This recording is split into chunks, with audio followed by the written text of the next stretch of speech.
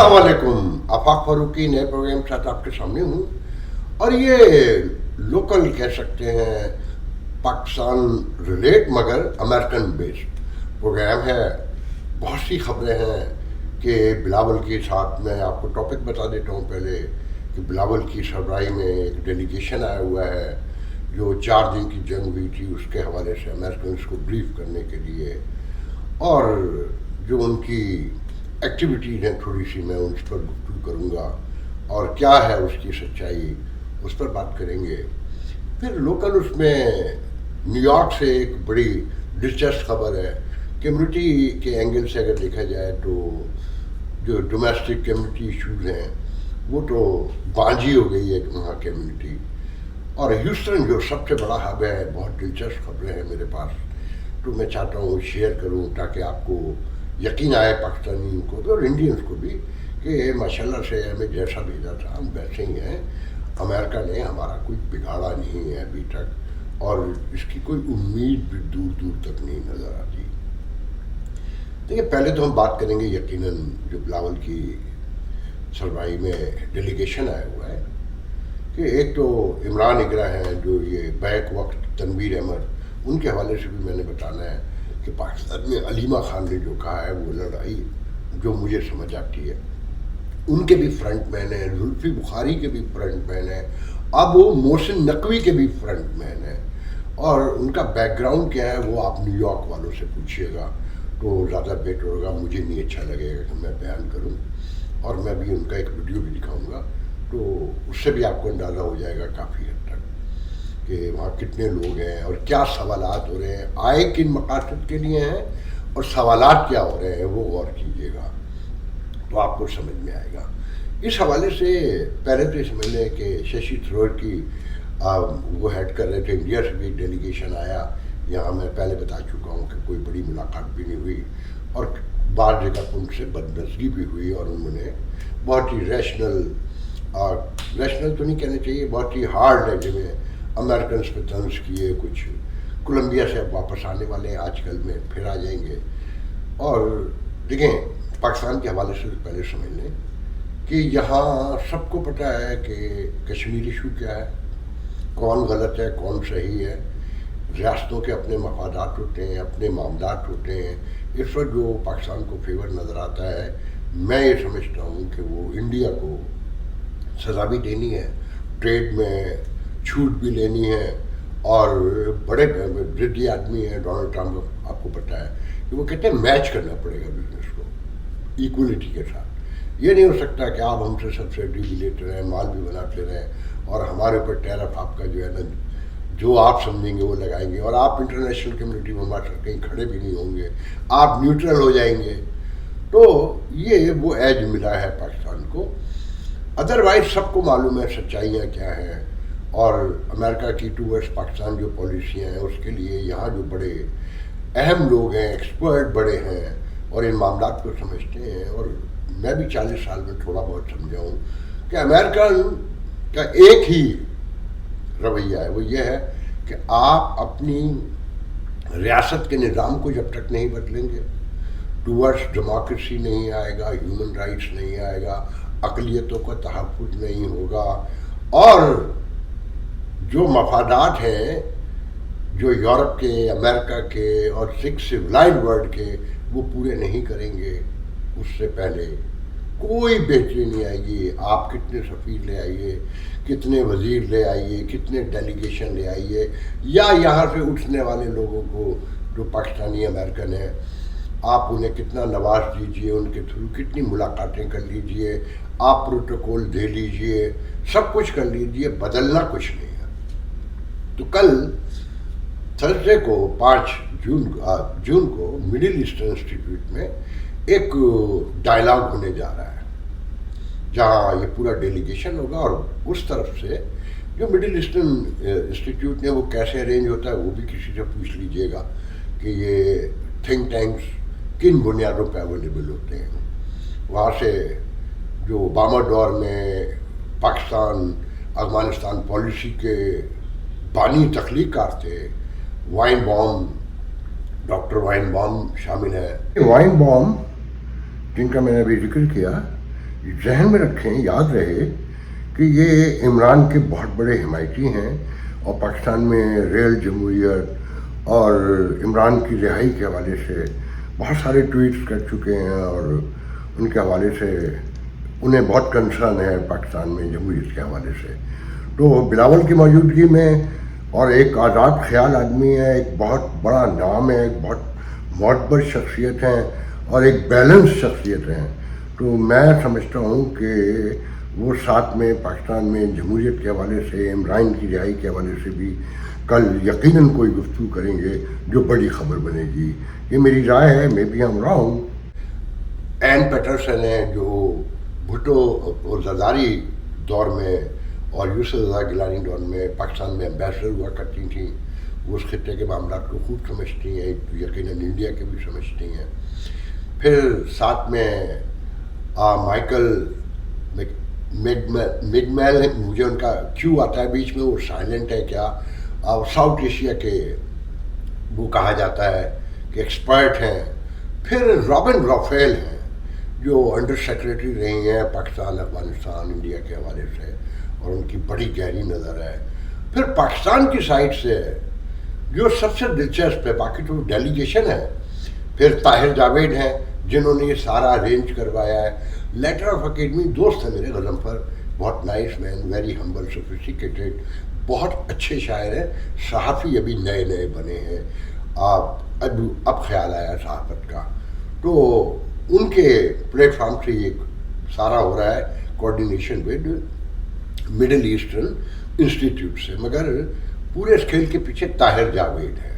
تو طاہر جاوید ہیں جو سب سے دلچسپ بات یہ, مصدق ملک ہیں آپ کو پتہ ہے ڈیلیگیشن میں, ان کے پرانے منٹور, ان کے پرانے ساتھی, اور مشرف دور کی ایک بڑی ہوا چیز جو پاکستان ہیومن ڈیولپمنٹ کا پروجیکٹ لے کر گئے تھے, اور پورا پاکستان انہوں نے سدھار دیا, اور ساری غربت ختم ہو گئی, ساری سیوک کمیونٹیز فراہم کر دی گئیں, اور ہیلتھ سے لے کر ایجوکیشن سے لے کر سب انہوں نے درست کیا. جو آج آپ کو نظر آتا ہے وہ سب ان کا دیا. ان کا نام ہے ڈاکٹر نسیم اشرف, جو آخر میں پی سی بی کے چیئرمین ہو گئے تھے, کیونکہ پی سی بی میں سب کی نظر لگی ہوتی ہے. جو آنکھوں کا تارا ہوتا ہے اس دور کے شاہ کا, اسے پی سی بی ضرور چاہیے ہوتا ہے.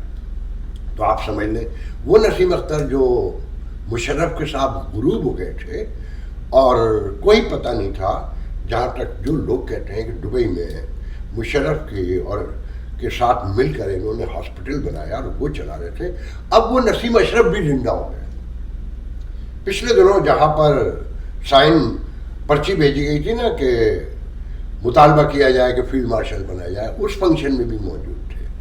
تو مصدق ملک کو جب یہ ہیومن ڈیولپمنٹ کا پروجیکٹ لے کر گئے ہیں مشرف کے پاس, تو ساتھ لے کر گئے تھے. مصدق ملک اسی دور کا تحفہ ہے, اور اب اینٹی اسٹیبلشمنٹ پارٹی نون لیگ کا حصہ ہے, یو نو دیٹ. اور اب وہ بہت بڑے مسلم لیگ کے مدبر ہیں, اور انہیں وزارت پیٹرولیم سے ہٹایا گیا, تو وہ بہت ناراض ہوئے. تو یہ ایک بہت بڑا شفٹ ہے کہ نسیم اشرف دوبارہ زندہ ہو گئے ہیں, اور اب وہ پاکستان کی نئے سرے سے جو ان کے جانے کے بعد پاکستان خراب کر دیا گیا اسے درست کریں گے. میں اس پر بہت سارے واقعات سنا سکتا ہوں جو میرے اور نسیم اشرف کے درمیان ہے, مگر وہ وقت نہیں ہے اس وقت. تو وہ ہیں. پھر ایک نیا ہیوسٹن سے ہی بیسکلی لکھا تو گیا ہے, ٹرائل کے لائر ہیں, مگر وہ یہ جو نو فالٹ کے وکیل ہوتے ہیں ایکسیڈنٹ کے, جو میں نے انڈرسٹینڈ کیا ابھی تک, ان کا نام ہے خواجہ عمر. وہ ایز اے انالسٹ پیش کیے جا رہے ہیں, جہاں 8-9 سال کی عمر میں آئے تھے اور یہیں گرو ہوئے بڑے ہوئے. یہ ایک گڈ سائن کہ بروکن انگریزی نہیں بولیں گے, اور خوبصورت انگریزی میں, فلوئنٹ انگریزی میں, یہاں کے انوائرمنٹل اس میں پورے اترتے ہیں. تو ابھی نہیں انالسٹ تو فائنلی بن جائیں گے, ویسے جس کے ساتھ چاہو لگا دو. تو وہاں پر یہ ایک بڑا فنکشن ہے.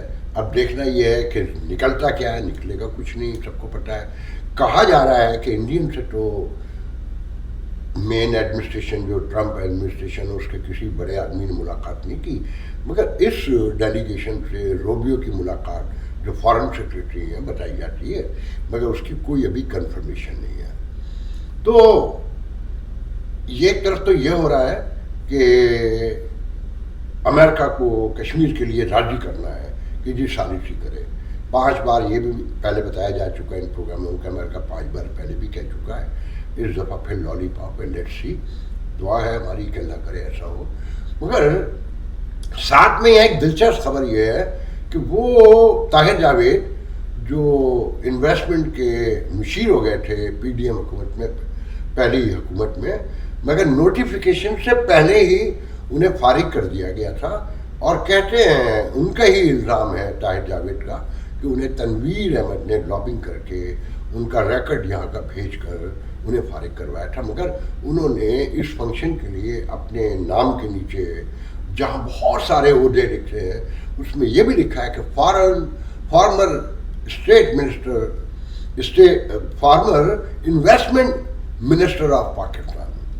تو یہ سب کچھ ہے، مگر ساتھ میں یہ بھی ایک بات بتانا بہت ضروری ہے کہ اس سے آپ کو اندازہ لگے گا کہ یہ پاکستان میں جو اتنی پذیرائی ہوتی ہے اس قیادت کا ذہنی حال کیا ہے. ہمارے جو چھوٹے بھائی ہیں جرنلزم وائز ہم بالکل الگ لوگ ہیں اور بہت کلوز تعلق ہے. فیصل عزیز خان، بہت لوگوں نے نام سنا ہوا ہوگا، بول ٹیلی ویژن کے آج کل پریزیڈنٹ ہیں، اینکر رہے ہیں بول ٹیلی ویژن میں، جیو کے بیورو چیف کراچی رہے ہیں، وہ آئے ہوئے ہیں آج کل. تو یہاں ایک تنظیم ہے جو آخری سسکیاں لے رہی ہے اب، آج کل اس کا نام ہے PAGH. وہاں ان کو بلایا گیا تھا کہ کمیونٹی سے انٹریکشن کے لیے.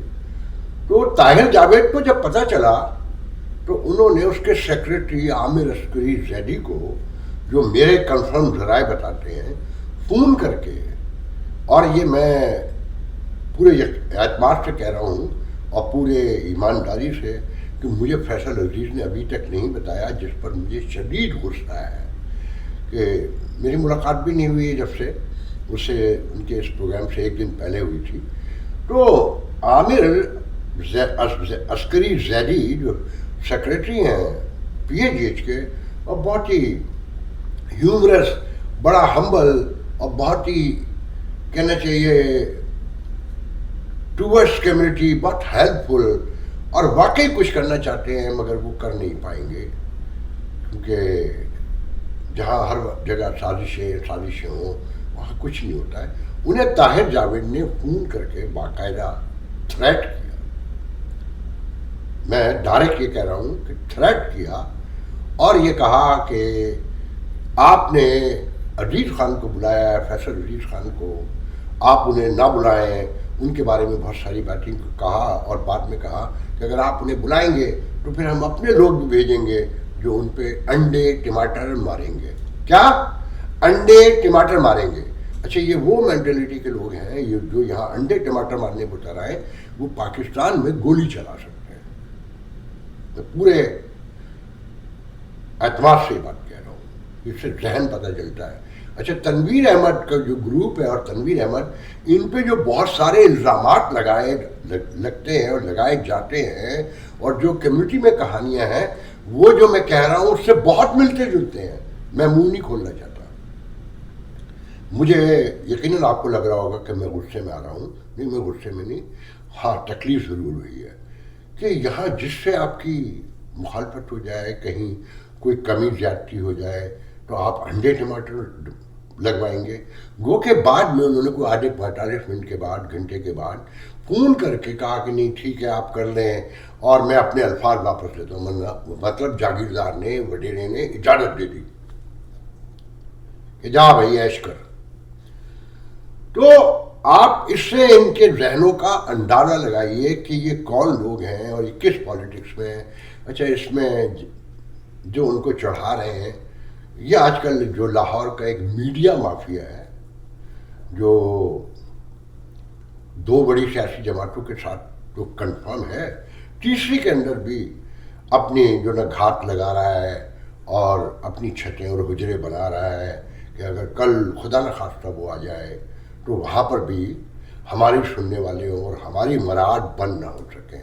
میں ان کی مراعات کا اگر ذکر کروں تو آپ حیران رہ جائیں گے کہ کیسے کیسے لوگ کیا نظر آتے ہیں اور کیا چاہتے ہیں. تو یہ طاہر جاوید اس میڈیا مافیا کے انتہائی کلوز ہو گئے آج کل, جس کی وجہ سے محسن نقوی خود اس میڈیا مافیا کا حصہ ہے. تو وہ ان کے قریب ہو گئے, اور ان کے قریب کرنے والے یہ فیصل عزیز خان ہی ہیں. تو انہیں بھی تو معمولی کچھ نہ کچھ تو سزا ملنی چاہیے کہ نیکی کی تھی تو بدی کا سامنا تو کرنا پڑے گا, کہ نیکی کو تو کنویں میں ڈالنا پڑتا ہے. اور اس کا وہ کہتے ہیں نا کہ جس پہ احسان کرو اس کی شر سے بچو, حوالہ حضرت علی رحمۃ اللہ علیہ کا دیا جاتا ہے.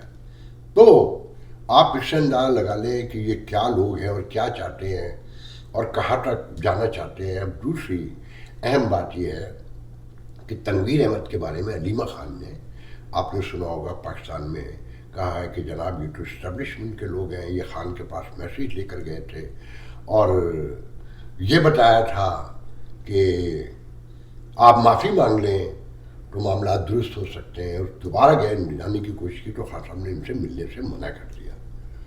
یہ پی ٹی آئی میں بھی ہیں, یہ اسٹیبلشمنٹ کے قریب بھی ہیں, سب کو پتہ ہے. علیمہ خان کو اور خان صاحب کو بڑا لیٹ پتہ چلا بھائی, بڑا ہمیں حیرانی ہوئی. تو خان صاحب کو کہیں اپنے ذاتی مفادات کہیں کم پورے ہوتے ہوئے نظر آ رہے ہوں گے تو تنویر احمد پہ الزام لگا دیا, ورنہ پورے جہان کو ہم جیسے عام آدمی کو پتہ ہے. تو خان صاحب کو اور علیمہ خان کو پتہ چلا, ان کی بہنوں کو, وہ پاکستان میں ہیں, اور وہ جو خبریں میں بار بار بتا رہا ہوں کہ کوئی ڈاکٹر یہاں سے نہیں گیا ہے. اور تنویر صاحب نے جو ایک انٹرویو دیا ہے منصور علی خان کو, اچھا یہ جتنے بھی امریکہ سے جانے والے ہیں نا, جب یہاں ہوتے ہیں تو ایک مخصوص ٹائمنگ میں, ایک مخصوص ایشوز پر, ایک مخصوص حوالے سے انہیں تجزیہ نگاہ لے لیا جاتا ہے. پاکستان جاتے ہیں تو انہیں کوئی نہیں پوچھتا, ان کی خبریں ویسی چل جاتی ہیں, مجھے نہیں پتہ. مگر یہ صرف جو ٹیلی ویژن کے اینکرز ہیں ان کے جو جب وہ ولاگ کرتے ہیں تو اس میں بٹھا لیتے ہیں کہ رؤوف کلاسرا میں تنویر صاحب کو بٹھایا, منصور صاحب بھی بٹھا رہے ہیں, اور لوگ بھی بٹھا رہے ہیں. بہرحال اب آج میری ایک ملاقات, ایک بہت پرانے دوست سے ملاقات ہوئی. کمیونٹی کی باتیں ہو رہی تھیں اور وہی رونا کہ سب جعلی ہے, کوئی کچھ نہیں ہے, کوئی نمائندگی نہیں ہے. بات کرتے کرتے انہوں نے ایک عجیب طرح کی بات بتائی کہ یہاں کوئی تنظیم ہے ابن سینا, جو اسماعیلی کمیونٹی, بظاہر پاکستانی کمیونٹی ہے, مگر یہ ذہن میں رکھیں کہ اسماعیلی کمیونٹی امریکہ میں جو ہے یہ کمیونٹی, یہ انڈین پاکستانی مکس ہے. اور کچھ لوگ کہتے ہیں 60% انڈین اس میں, کچھ لوگ کہتے ہیں 70% انڈین اس میں ہے, مگر انڈین انفلوئنس ہے. تو جب کوئی پاکستان انڈیا کے سینسیٹیو معاملات ہوتے ہیں تو یہ بالکل الگ ہو جاتے ہیں. جیسے ابھی پچھلے دنوں جنگ کے تھے تو اس حوالے سے کچھ لوگوں نے, سراج نارسی پی اے جی ایچ کے صدر ہیں, اور پی اے جی ایچ پرانی تنظیم ہے, گو کہ ہے تو اس میں کچھ نہیں, میں نے پہلے بتایا. ہاں اس میں یہ ہے کہ یہ پی اے جی ایچ روزنبرگ میں کمیونٹی سینٹر کا پلاٹ خریدنے کی کوشش کر رہی ہے. نئی بلڈنگ بنے گی, یہ جو ابھی بیسونیٹ پر ہے یہ بیچ دیا جائے گا, اور جم خانہ بنانے کا خواب ہے, ممبرشپ کے پیسے آئیں گے. تو یہ خواب جو بتایا جاتا ہے وہ عسکری, عامر عسکری کا ہے, مگر مجھے یقین ہے کہ اندر ہی لوگ موجود جو ہے یہ کام نہیں ہونے دیں گے, کیونکہ یہ ہماری شناخت ہے. اور پھر اندر گروپ ہے, ایک گروپ کہتا ہے کہ یار ان لوگوں کے ساتھ, وہ دانشور ہے, وہ بڑا عقل مند گروپ ہے اور بہت ذہین گروپ ہے, وہ کہتا ہے یار ان لوگوں کے ساتھ کام ہو سکتا ہے آپ کے خیال میں. وہ کہتے ہیں یار اتنے اوور کانفیڈنٹ آدمی کے ساتھ کام ہو سکتا ہے کہیں, کہ اسے ہم نے قابو کر کے رکھا ہوا ہے کہ زیادہ نہ بولے. مائک بھی دیتے ہیں تو سب مشترکہ طور پر طے کر کے دیتے ہیں کہ دینا ہے مائک یا نہیں دینا ہے. تو یو کین امیجن. تو ایک تو یہ ہو رہا, ساتھ میں جو میں بتاتا ابن سینا کی, کہ ابن سینا میں وہ سارے جو تنظیم ہے وہ اسماعیلیوں کے پاس ہے, اور اس میں ایک بڑی شرط ہے کہ اس کا کوئی نان اسماعیلی ڈائریکٹر نہیں ہو سکتا. پاکستانی کہلاتے ہیں مگر اسماعیلی ہوگا ڈائریکٹر, باقی کوئی نہیں آ سکتا. مگر اسماعیلی امریکن پاکستانی کمیونٹی میں आकर जो जनरल कम्युनिटी उसमें सब कुछ बन सकते हैं और बनते रहे और अब भी बन रहे हैं. So you can imagine. तो उसमें जो दिलचस्प बात बतानी थी वो ये थी कि एक हेल्थ मेंटल हेल्थ की एक बिल्डिंग बनाई जा रही थी.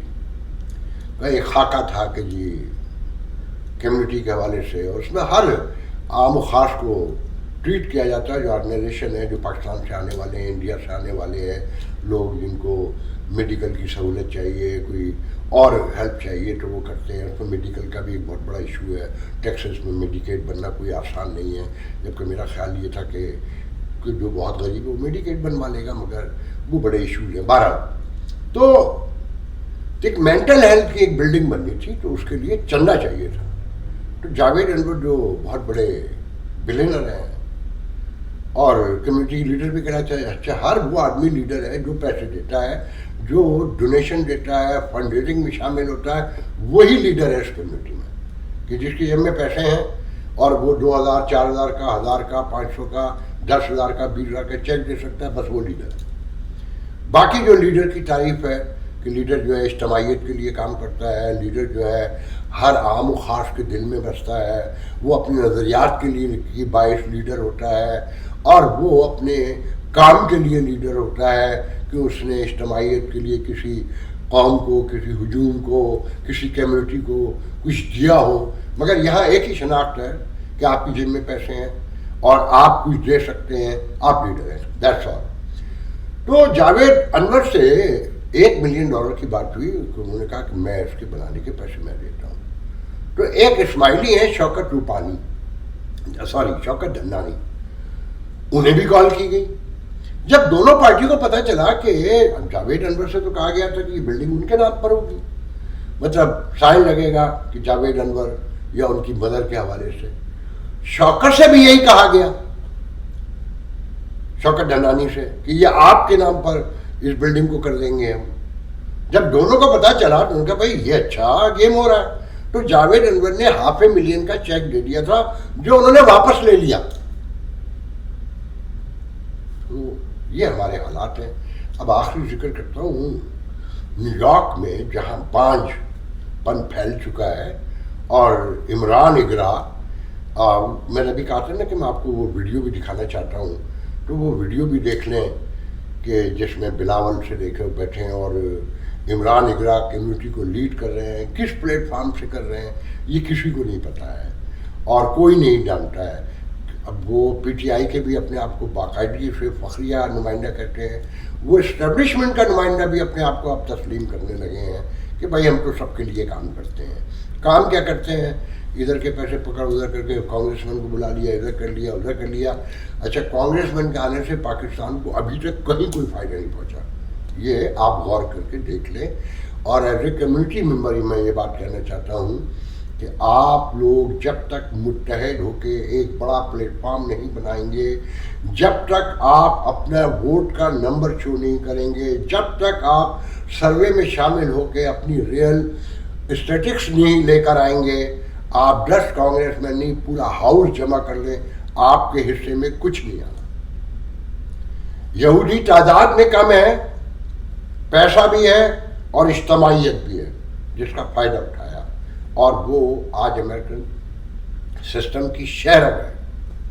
अगर नहीं सीखना चाहते तो मत सीखिए. तो ये वीडियो देख लीजिए, ये दिखाना बहुत ज़रूरी है ताकि आपको अंदाज़ा हो. To know how youth in our educational institutions, the higher education institutions, what role they can play in order to support the cause that we are here for. I think that the youth has already played a fantastic role throughout this whole process. I think it was an opportunity actually for the youth of Pakistan.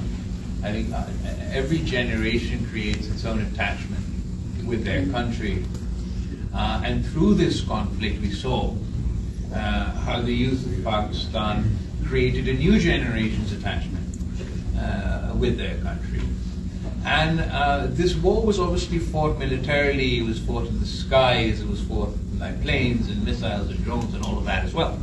And it was fought on the diplomatic front. It was as much as there's tangible Pakistani victories on the kinetic front, no one can underplay the diplomatic achievements for Pakistan during this conflict, the fact that we achieved the ceasefire as a result of mediation, the fact the re-hyphenization of Pakistan and India, the internationalization of the issue of Kashmir, those are all diplomatic achievements. But the role that the youth played, particularly in the digital realm, where misinformation and disinformation was deployed by India to further their propaganda, to justify their illegal actions. You saw how the youth of Pakistan responded. On the they guarded the digital front across party lines, and I feel that it was the youth of Pakistan that won the meme war. That's what to say.